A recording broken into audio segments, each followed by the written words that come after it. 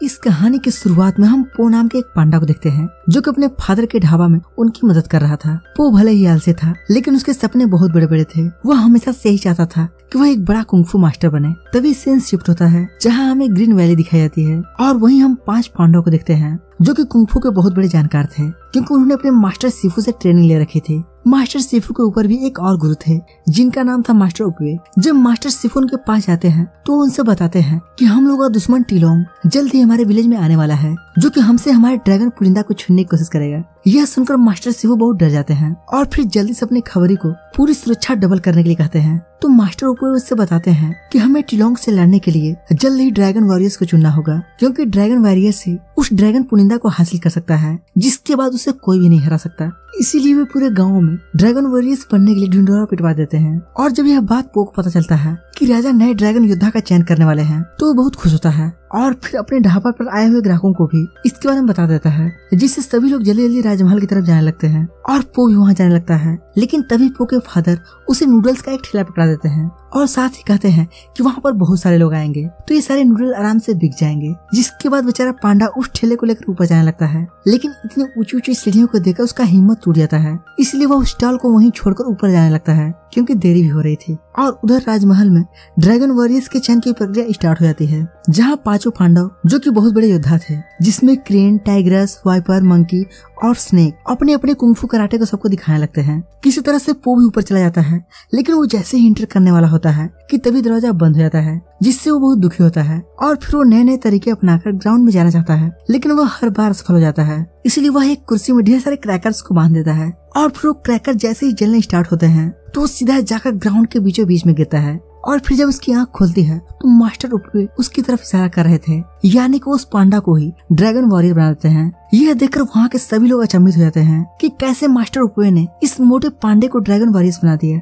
इनसे जरूर कुछ गलती हुई है। इसके बाद मास्टर शिफू अपने एक सैनिक जैंग को जेल में टिलोंग को देखने के लिए भेजते हैं कि वहाँ की सिक्योरिटी आखिर कैसी है। और फिर जैंग जैसे ही वहाँ पहुँचता है तो वहाँ का गेट कीपर उसे अंदर ले जाता है और कहता है कि यहाँ की सिक्योरिटी बहुत ज्यादा टाइट है, यहाँ से टिलोंग का भागना मुश्किल ही नहीं बल्कि नामुमकिन है। और फिर जैंग भी देखता है कि वहाँ की सिक्योरिटी काफी सख्त थी लेकिन इसी बीच उसका एक पंख वहीं गिर जाता है जिसको टिलोंग तुरंत उठा लेता है। वहीं दूसरी तरफ पांडा पो को अंदर राजमहल में ले जाया जाता है। पो वहाँ रखे सारी चीजों को देखकर बहुत खुश होता है क्योंकि उसने अपने सपने में कभी नहीं सोचा था कि वह ड्रैगन वॉरियर्स बनेगा। लेकिन तभी वहाँ पर मास्टर शिफू आते हैं जो कि उसकी बहुत बेइज्जती करते हैं और कहते हैं कि तुम्हें कुंफू आता भी है या ऐसे ही, और याद रखो तुम्हें ड्रैगन योद्धा बनने के लिए कुंफू अच्छे से आना चाहिए। और फिर चेक करने के लिए उसे एक जगह लाते हैं जहाँ पर उनके 5 स्टूडेंट ट्रेनिंग ले रहे थे। और फिर मास्टर शिफू उसे भी कुंफू दिखाने के लिए कहते हैं लेकिन पो को तो कुंफू का कभी नहीं आता है। लेकिन फिर भी मास्टर शिफू से जबरदस्ती मैदान में भेज देते हैं जिससे वह पांडा बहुत ही बुरी तरह से घायल हो जाता है। यह देखकर मास्टर शिफू का शक यकीन में बदल जाता है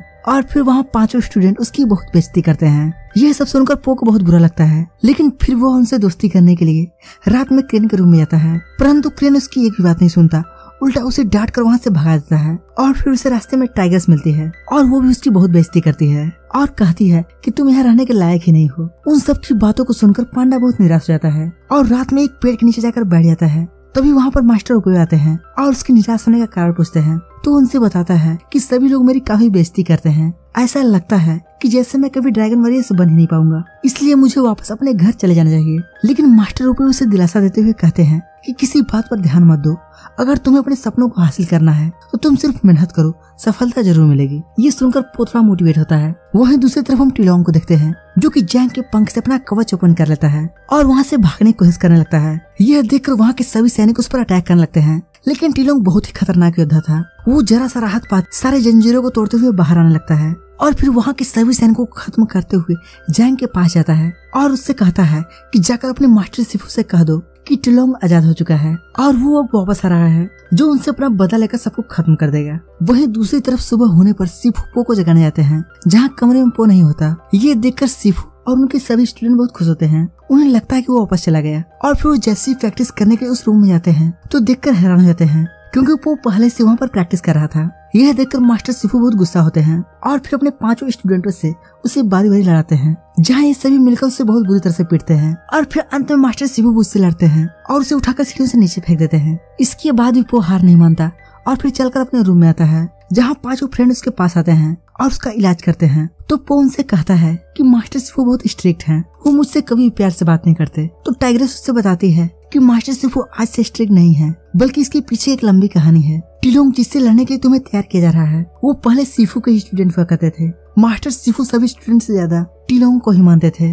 उससे अपना स्टूडेंट मानने के साथ साथ उससे बहुत अधिक प्यार भी करते थे। इसलिए उन्होंने अपनी सारे सीक्रेट शक्ति के बारे में भी उसे शिक्षा दे दी, जिससे टिलोंग के अंदर बहुत ज्यादा घमंड आ गया और इसी चीज का फायदा उठाते हुए वो ड्रैगन पुरिंदा को हासिल करने की कोशिश करने लगा। और जब मास्टर शिफू रोका तो उसने उनके ऊपर ही अटैक कर दिया। कि इस बिहेवियर से मास्टर शिफू को बहुत ज्यादा हर्ट होता है और वो सोचने लगे कि मेरे स्टूडेंट ने मुझ पर अटैक किया, और उसी दिन से वो बहुत स्ट्रिक्ट हो गए और आज तक किसी भी स्टूडेंट से अच्छे से बात नहीं किया। वहीं दूसरी तरफ जैंग भागते हुए मास्टर शिफू के पास आता है और उनसे बताता है कि टिलोंग आजाद हो चुका है और वह तबाही मचाते हुए इसी तरफ आ रहा है। यह सुनकर मास्टर शिफू बहुत डर जाते हैं और भागते हुए मास्टर उपे के पास जाते हैं और उनसे बताते हैं कि आपने जो भविष्यवाणी की थी वो सच हो गया, टिलोंग आजाद हो गया है और वह तबाही मचाते हुए इधर ही आ रहा है। लेकिन आपने पो को ड्रैगन वॉरियर चुनकर बहुत गलती कर दी है, क्योंकि उसके अंदर ऐसी कोई भी क्वालिटी नहीं है कि वो ड्रैगन वॉरियर्स बन सके। तो मास्टर उपे उसे समझाते हैं कि तुम्हें पो के ऊपर विश्वास करना होगा और उसे कुंफू सिखाना होगा, क्योंकि वही हमें टिलोंग से बचा सकता है।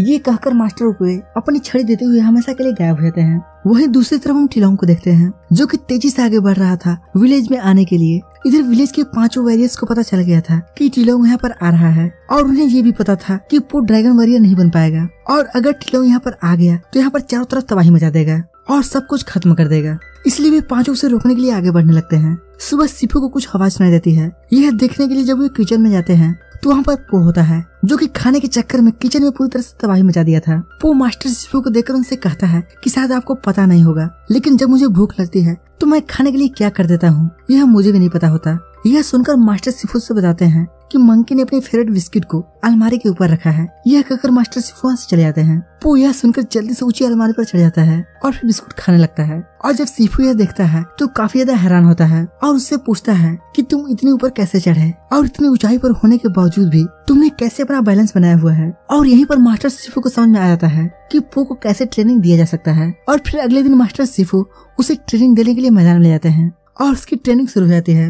वो अब ट्रेनिंग में काफी अच्छा कर रहा था। उसे हर लेवल सीखने पर कुछ अच्छा खाने के लिए दिया जाता। इधर पांचों वॉरियर्स टिलोंग को रोकने के लिए उसके सामने जाते हैं और उससे फाइट करने लगते हैं, लेकिन टिलोंग उससे काफी ज्यादा ताकतवर था, इसलिए पांचों वॉरियर्स उसके सामने नहीं टिक पाते और टिलोंग उन्हें अधमरा कर देता है। इधर शिफू और पो ट्रेनिंग से वापस आ रहे थे कि तभी वहाँ पर पांचों वॉरियर्स आ जाते हैं। उनकी हालत देखकर शिफू समझ जाते हैं कि यह किसने किया है। फिर वे बताते हैं कि टिलोंग ने हमें बहुत बुरी तरह से पीटा है। उनकी हालत को देखकर पो बहुत डर जाता है और सोचने लगता है कि ये पांचों सुपर वॉरियर्स थे। जब टिलोंग ने इनका ये हाल कर दिया तो अब मेरा क्या होगा। और पो काफी ज्यादा उदास होकर अपने घर आता है, क्योंकि उसे पता था कि अगर टिलोंग यहाँ आया तो सब कुछ बर्बाद कर देगा। तभी वहाँ पो के फादर आ जाते हैं और उसे उदास देखकर कहते हैं कि बेटा हम कुछ भी कर सकते हैं, हमें केवल खुद पर यकीन होना चाहिए। विश्वास के दम पर ही हम पूरी दुनिया को जीत सकते हैं। यह सुनकर पो को बड़ा अच्छा लगता है और उससे एक नई उम्मीद नजर आने लगती है। इधर शिफू के सामने टिलोंग आ जाता है, जो उनसे कहता है कि आपने मेरे साथ ठीक नहीं किया था। जब सुपर वॉरियर चुना जा रहा था तो मुझे क्यों रिजेक्ट कर दिया गया था,